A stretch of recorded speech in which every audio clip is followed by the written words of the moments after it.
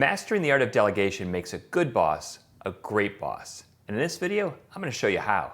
So stay tuned for that.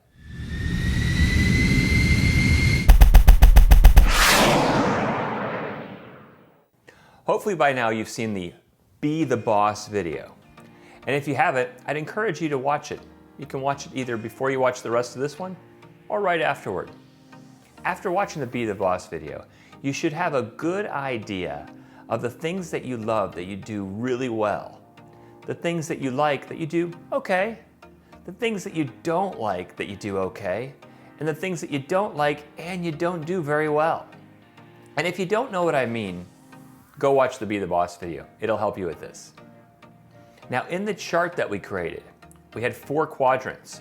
And at the bottom, well, those are the things that you don't really like. So my question to you is, where did you put the boss-related skills specific to dealing with direct reports? Are most of them at the top? If so, no problem, great bosses develop. If you're willing to develop these people skills, great. If not, you'll likely be frustrated in this role.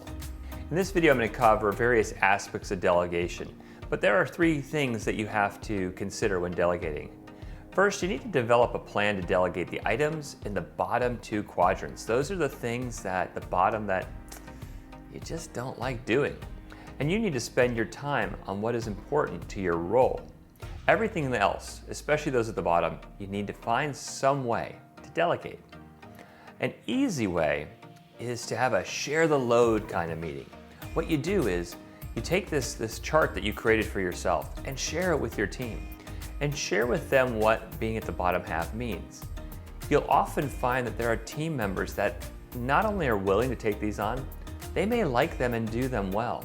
Use this as an opportunity to delegate immediately the things that maybe aren't your best areas to team members who can do a much better job with it. Now, we get a lot of reasons why people don't delegate, but there are some that are standard for everyone. They'll say things like, well, there's no one to delegate to, or it's too much time to train people, or it's just faster to do it myself. Somebody else might say, hey, I wouldn't ask anybody to do something I'm not willing to do myself, or no one else can do it as well as me. It's too complicated to explain, or I spend too much time fixing other people's mistakes. What we call this is personal head trash, and you need to get over it. Find a way to get through these negative thoughts and get you moving forward with delegation. And the simplest way to do that is first, just trust your team. Trust your team. You can use your time better as a leader.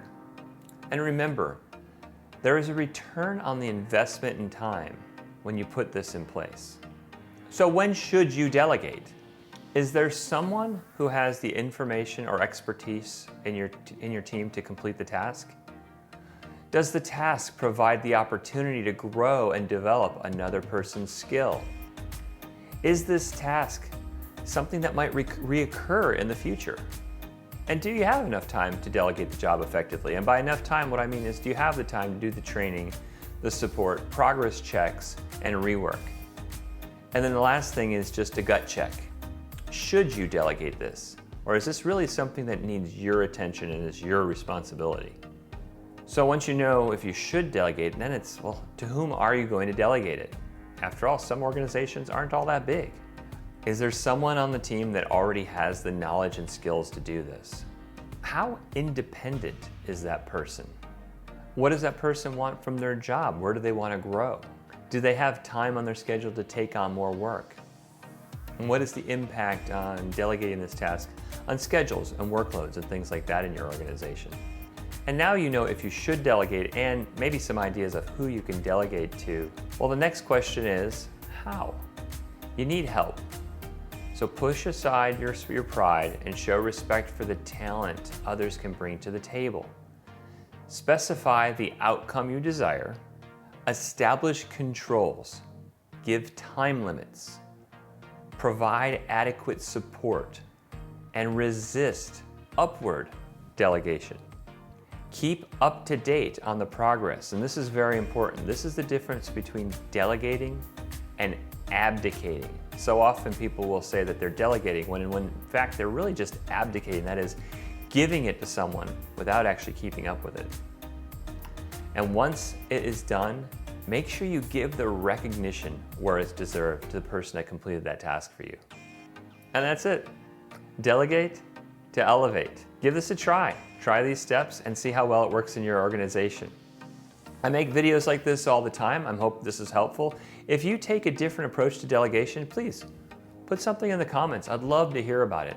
As always, I'd appreciate a like, and if you want to hear more videos from me, subscribe and click the bell. Thanks for your time today, and I look forward to seeing you on the next video.